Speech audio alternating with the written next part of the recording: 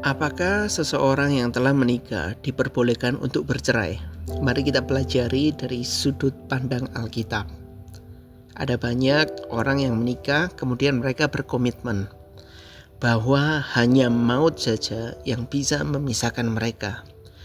Tetapi ada banyak orang Kristen yang ternyata menggunakan sebuah ayat yang memang dikatakan sendiri oleh Tuhan Yesus. Dalam Matius pasal 19 ayat 9, barang siapa menceraikan istrinya kecuali karena zina, lalu kawin dengan perempuan lain, ia berbuat zina. Lalu apakah memang Tuhan Yesus mengizinkan kita untuk bercerai karena zina? Dalam bahasa Yunani, kata zina yang dipakai adalah porneia. Beda dari moicheia, yang secara spesifik berarti persinahan dalam konteks pelanggaran pernikahan. Porneia memiliki arti lebih luas, yaitu segala jenis hubungan seksual tidak sah, termasuk hubungan sebelum nikah, hubungan sumbang atau yang tidak wajar, dan pelacuran. Ini membuka diskusi bahwa Tuhan Yesus tidak sedang mengizinkan perceraian karena selingkuh saja, tetapi menunjuk sesuatu yang lebih fundamental. Bahkan Tuhan Yesus sendiri pernah berkata, kalau kamu melihat seorang wanita dan kamu menginginkannya dalam pikiranmu sendiri, kamu sudah berzina.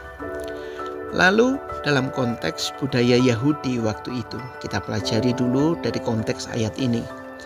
Pada zaman Tuhan Yesus ada dua aliran besar rabi, yaitu Rabi Shammai yang lebih konservatif hanya mengizinkan cerai karena zina, atau Rabi Hillel yang lebih liberal. Mereka beranggapan bisa menceraikan istri karena alasan sepele seperti masakannya gosong atau istrinya cerewet. Tetapi kita lihat Tuhan Yesus justru mengangkat kembali standar Allah, standar Alkitab dalam pernikahan. Dari semula tidak demikian dalam Matius 19 ayat yang ke-8. Jadi Tuhan Yesus bukan memberi izin untuk bercerai, melainkan mengkritik hati yang keras manusia. Hati yang seperti apa? Ya, Tuhan Yesus sedang mempertegas kekudusan pernikahan. Pernikahan adalah perjanjian, bukan kontrak. Kita berkomitmen. Masih ingat gak saat kita menikah, kita mengucap janji akan setia dalam waktu senang ataupun susah, dalam keadaan sehat ataupun sakit, dalam keadaan kaya ataupun miskin. Tuhan Yesus memakai frase kecuali karena porneia atau persinahan. Bukan berarti untuk memberi jalan keluar, tetapi menegaskan betapa seriusnya hubungan suami istri di hadapan Tuhan. Lalu poin yang selanjutnya, apakah ini berarti boleh bercerai kalau pasangan berselingkuh? Secara literal, perhatikan ya, secara literal kalau kita baca ayat ini, ya Tuhan Yesus mengakui bahwa dalam kasus porneia, pernikahan bisa dianggap telah dirusak. Tetapi perhatikan ayat ini, secara prinsip kerajaan Allah, Tuhan Yesus tetap menekankan pengampunan, rekonsiliasi, dan pertobatan sebagai prioritas. Jadi izin bukan berarti kehendak Tuhan, izin karena kelemahan manusia, bukan karena rencana Tuhan. Tetapi kembali lagi kita bedah ayat ini dan juga konteks dari ayat firman Tuhan lain.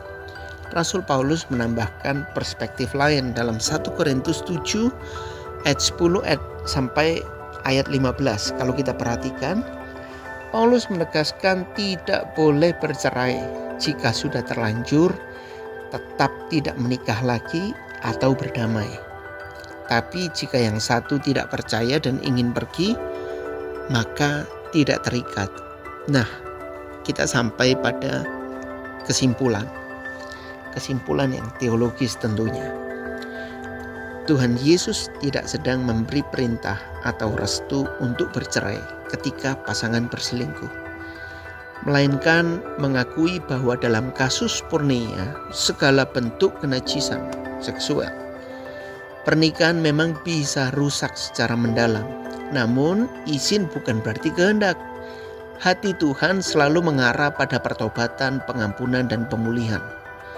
Jadi, apakah kita boleh bercerai secara hukum Taurat dan kebudayaan? Mungkin. Tapi secara hati kerajaan Allah, hati Tuhan Yesus dan ajaran Kristus, pemulihan lebih utama dari perpisahan. Apakah kita mengalami kasus ini dalam kehidupan kita? Mungkin sudah ada yang terlanjur bercerai. Bertobat saja. Mungkin sudah ada yang terlanjur bercerai kemudian menikah kembali. Satu-satunya jalan adalah bertobat. Kadang saat kita bercerai yang menjadi korban adalah anak-anak kita, adalah keluarga kita. Bahkan dalam kitab Maleakhi pun firman Tuhan berkata, Allah sangat membenci perceraian.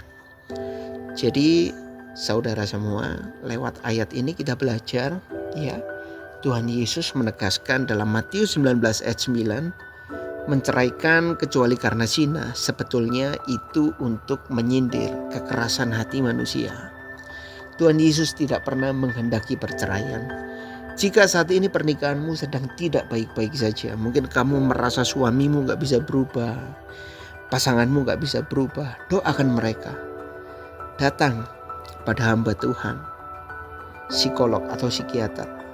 Datang kepada orang-orang yang memiliki tingkat kerohanian yang lebih tinggi. Pernikahanmu bisa dipulihkan, pernikahanmu bisa utuh. Tetap jaga pernikahanmu. Memang kelihatannya suami kita tidak berubah. Dia mungkin tinggal dalam kehidupan masa lalunya, wataknya keras, dia masih tinggal dalam dosa. Tapi satu hal yang ingin saya sampaikan, Tuhan mampu memulihkan pernikahanmu.